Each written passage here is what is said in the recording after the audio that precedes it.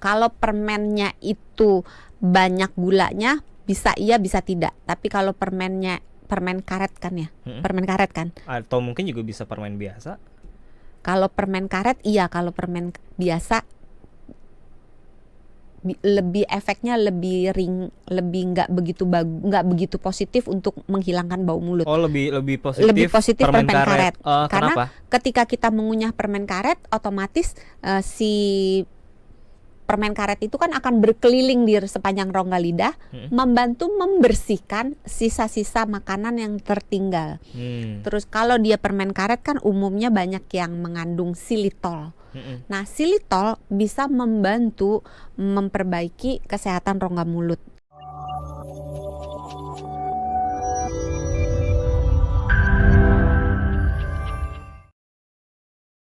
Banyak orang yang bilang katanya kalau minum kopi di pagi hari bikin bau mulutnya hilang.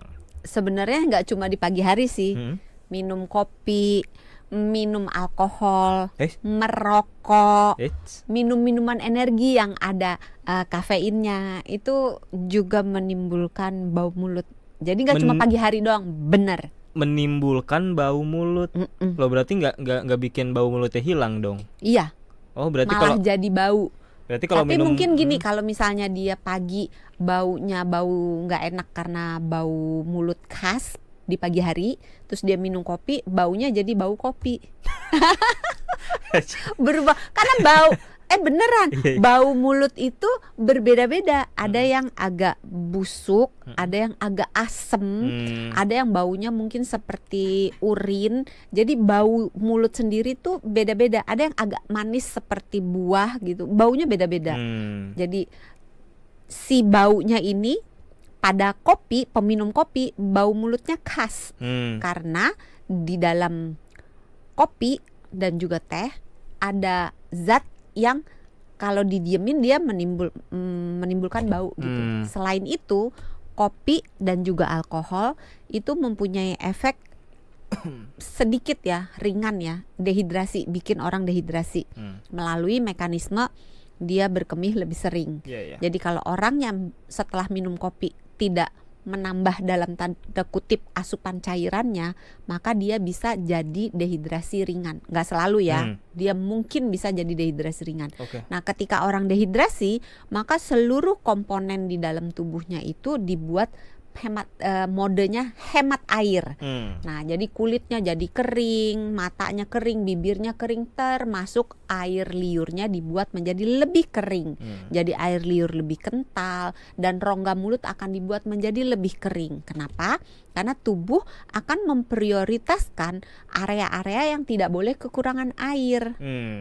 Darah misalnya, otak misalnya, kelembapan di udara di paru-paru, itu kan semua membutuhkan air. Sedangkan area-area yang dianggap tidak terlalu berbahaya, tidak urgent, maka akan dikorbankan. Itulah sebabnya kalau kita kurang minum, mulut kita pun bau. Berarti bisa diakalin sebelum tidur banyak-banyak minum air putih. Agak susah kalau saya mengiyakan, itu akan membuat ketika tidur jadi bangun terpipis-pipis. Berkemih terus-terusan. Iya kan. Maka sepanjang harinya pastikan tidak jatuh ke dalam dehidrasi. Jadi jangan cuma sebelum minum gak dehidrasi, tapi pagi sampai sorenya dehidrasi. Kita masuk ke bener gak sih selanjutnya ini ya. Bener gak sih kalau mengemut permen atau mengunyah permen karet itu bakalan menghilangkan bau mulut? Gitu kan, kalau orang bau mulut cari tergantung. Permen. Tergantung. Kalau permennya itu banyak gulanya, bisa iya bisa tidak. Tapi kalau permen karet kan ya, permen karet kan. Atau mungkin juga bisa permen biasa. Kalau permen karet iya, kalau permen biasa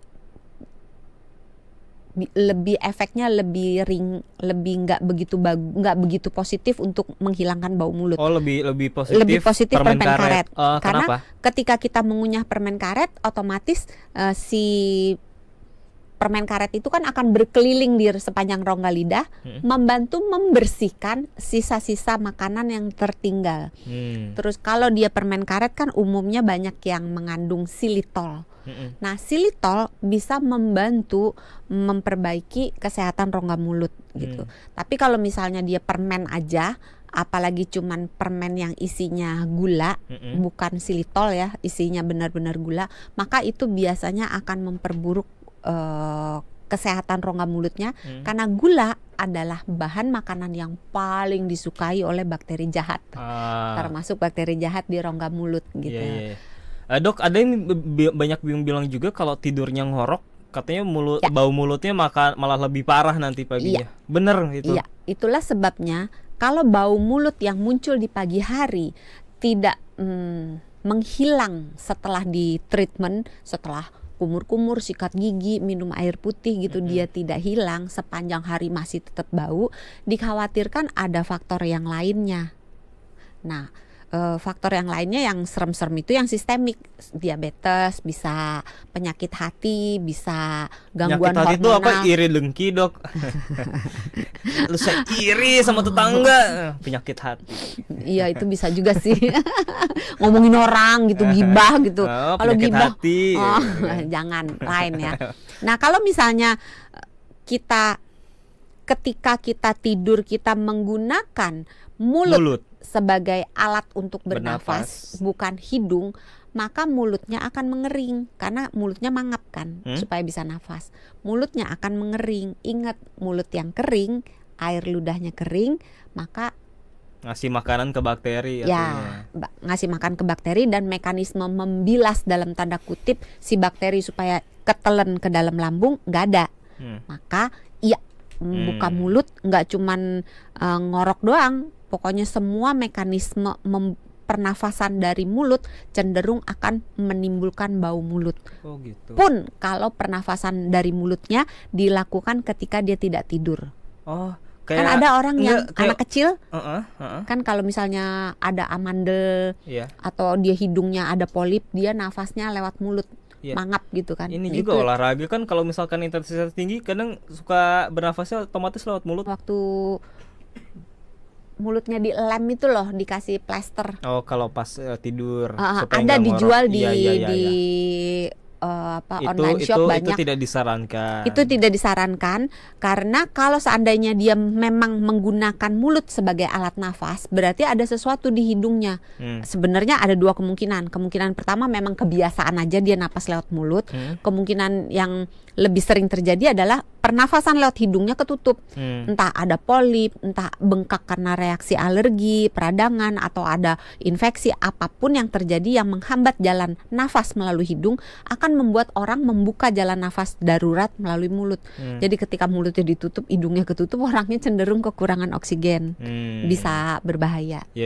Soal bau mulut di pagi itu berarti kalau boleh saya simpulkan wajar ya, karena itu kan dalam artian kita tidak memproduksi air liur, tidak tidak makan minum juga, tidak mengunyah. Jadi it's okay kalau tiap bangun tidur tuh bau mulut, karena memang sudah seperti itu ya. Kapan itu mulai dikategorikan tidak wajar kalau gitu, Dok? Ketika bau mulutnya itu parah banget, mengganggu banget, bau banget. Ketika bau mulutnya itu tidak menghilang, ketika bau mulutnya itu disertai dengan gejala yang lain. Misalnya kalau pada GERD ada gejala kok ada rasa asam-asam pahit-pahit di mulut, kok kadang ada sisa-sisa makanan, kok tulang dadanya rasanya panas di belakang tulang dada, kok perutnya nggak enak gitu. Atau ditandai dengan apapun gejala yang lain. Amandel juga bisa bikin bau mulut loh. Oh iya, kalau yang dari diabetes ada. Kalau dari diabetes tergantung. Kalau diabetesnya ringan belum ada cirinya. Tapi kalau diabetes sebenarnya ada cirinya, tapi cirinya samar banget. Makin berat maka akan muncul berbagai gejala. Makan banyak, lapar melulu, haus melulu, pipis melulu. Kalau luka nggak kering-kering gitu, lemah, letih, lesu, lelah gitu. Jadi gejalanya macam-macam banget, gatel-gatel gitu. Terus kalau ada luka jarang sembuh. Tapi tidak berarti kalau tidak ada gejala tersebut pasti bukan diabetes.